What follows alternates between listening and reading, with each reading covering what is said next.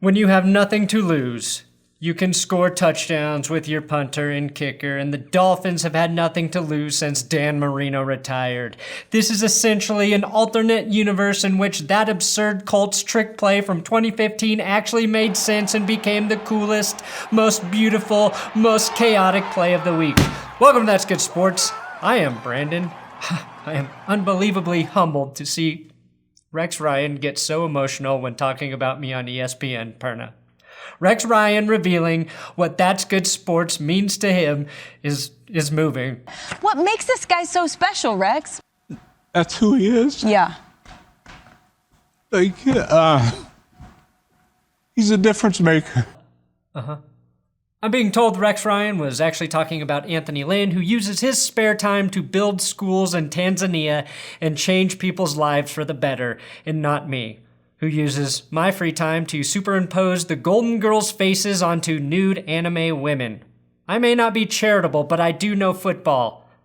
And I had no idea Carson Palmer unretired and signed with Philly. He's running with his quarterback, Carson Palmer. He's right here at the tip of the Wentz. I keep messing up his name, but look. Nick Foles got benched for Gardner Minshew today. The Ravens 49ers battle of the best lived up to all of the hype. I will recap all of NFL Sunday today. Whew, that's good sports.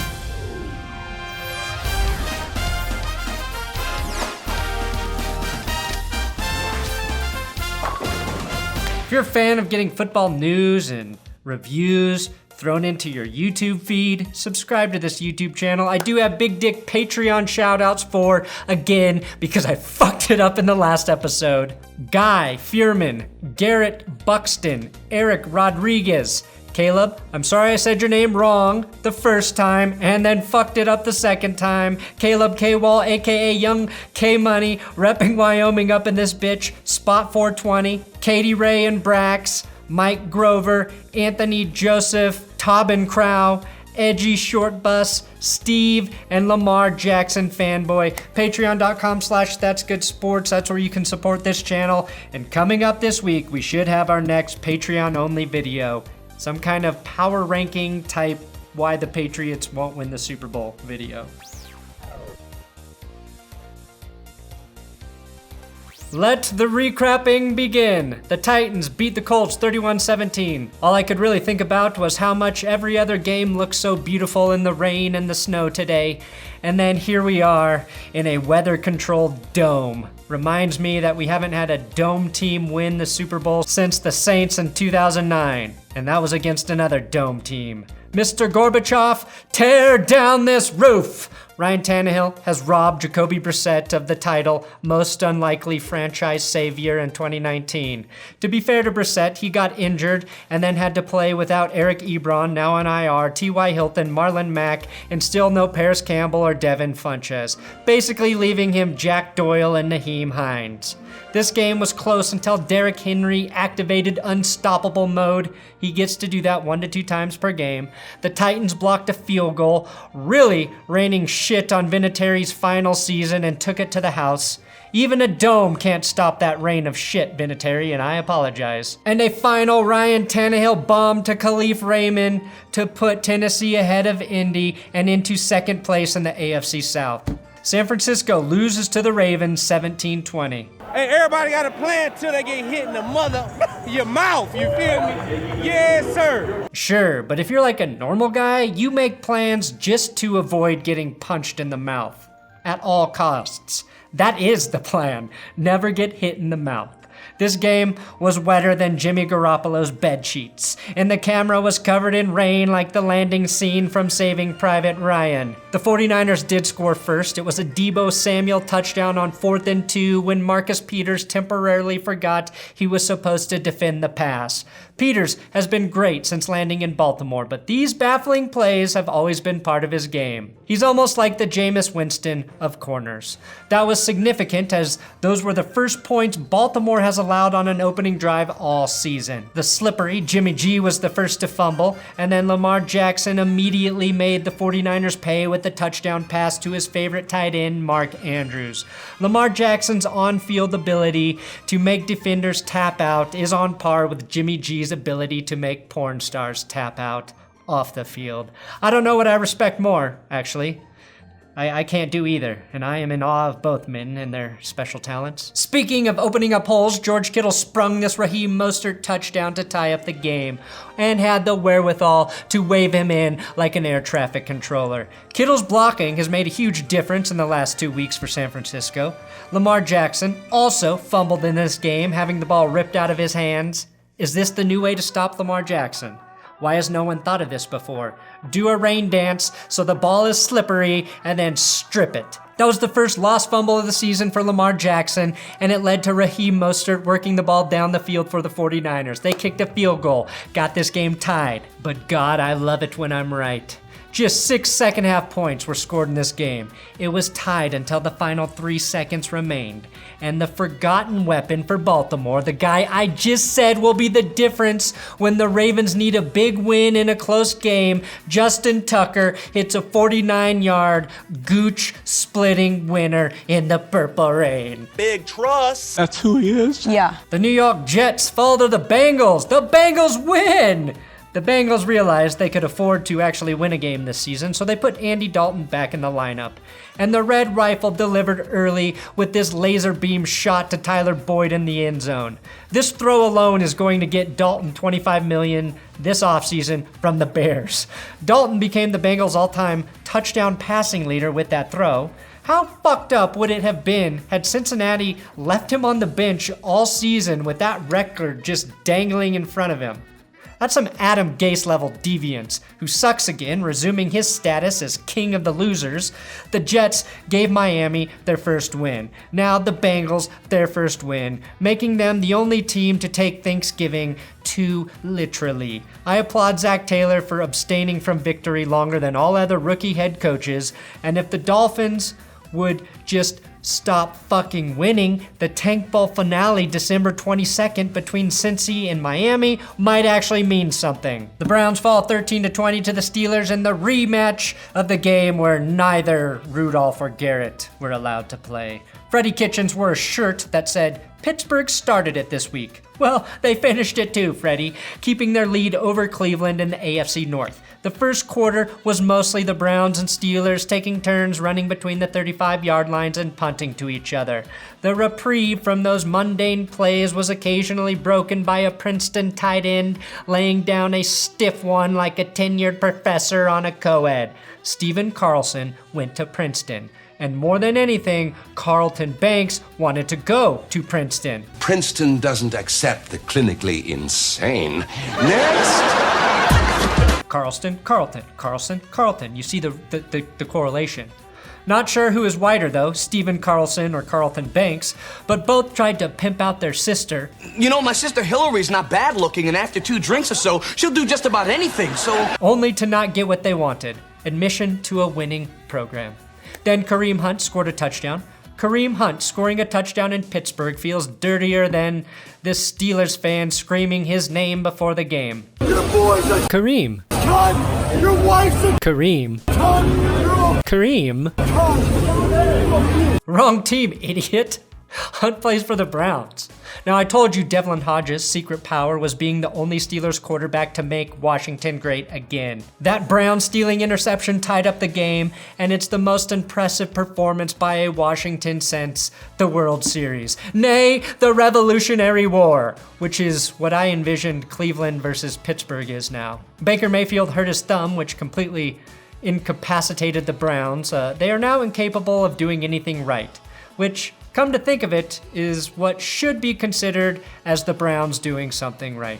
Benny Snell, who lost his tongue in a terrible boating accident, gave the Steelers a 17-10 lead with his first career touchdown. The NFL is also looking to see if Snell was cheating by using wind power as a PESE. That's right, a performance-enhancing sustainable energy.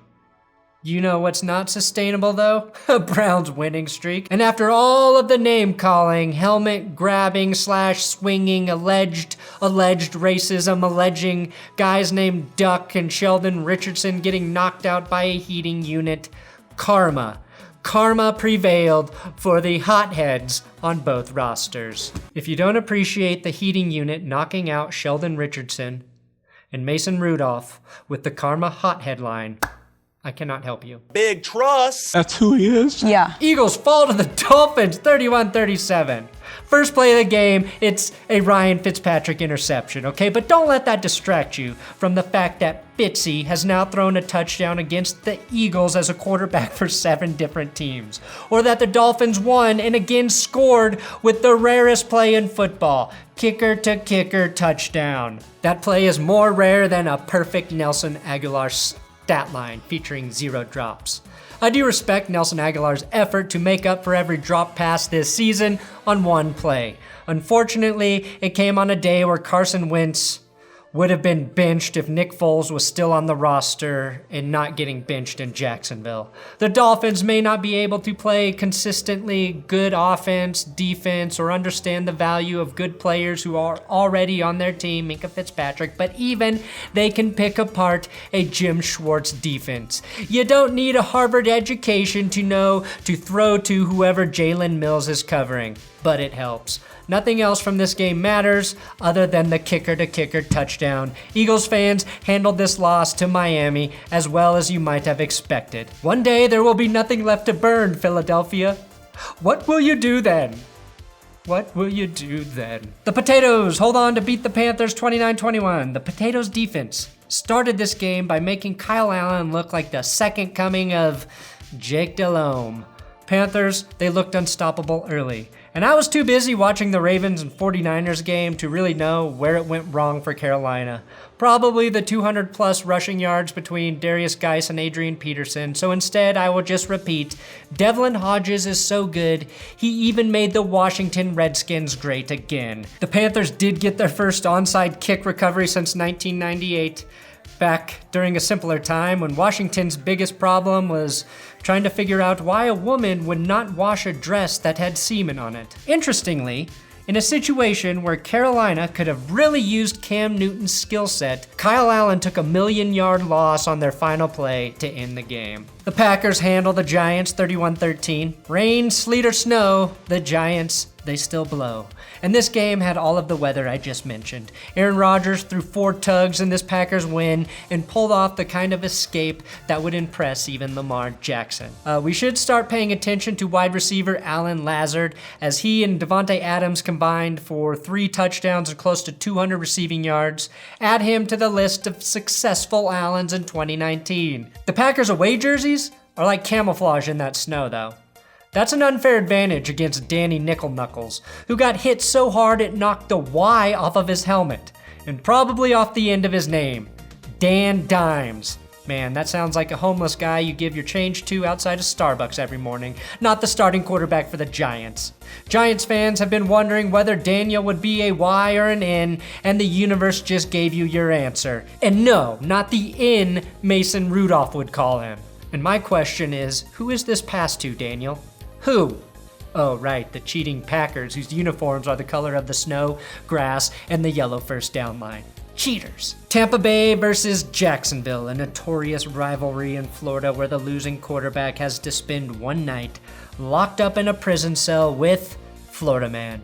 And even though Nick Foles was benched, he has to serve the time in the jail cell, not Gardner Minshew, who finished the game for Big Dick Nick after Big Dick Nick had 3 turnovers on 3 straight drives. Minshew is an everyman hero because he has proved once and for all size does not matter. Nick Foles was the MVP of the Super Bowl. Please remember that and show some goddamn respect, Jacksonville. He did what you failed to do.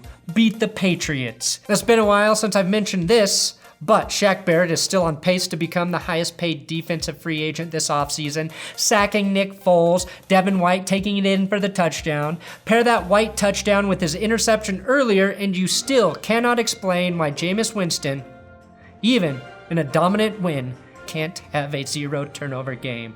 Bruce Arians would like everyone to know, though, that this was just a ceremonial turnover and had absolutely no impact on the outcome of their victory. Here's a surprise. Game of the afternoon was Broncos-Chargers, which along with Chiefs-Raiders I will be covering tomorrow. Today, right now, it's Rams blowing out the Cardinals 34-7. If Jared Goff can convince the NFL to let him play the Cardinals 4 times a season, he is worth every penny of his contract. He had 424 yards in this blowout before Blake Bortles took over cleanup duty.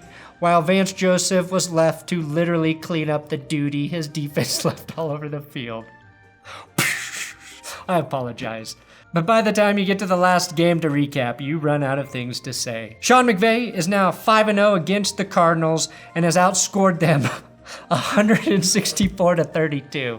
Good Lord. And the Patriots do get their asses handed to them by the Houston Texans 28-22. Oh, well, okay. A lot of those yards and points for New England was garbage time bullshit. Tom Brady is just washed. He is so washed. And you better believe I'm going to take my time with this one tomorrow. Oh, am I going to take my time with this one? Thanks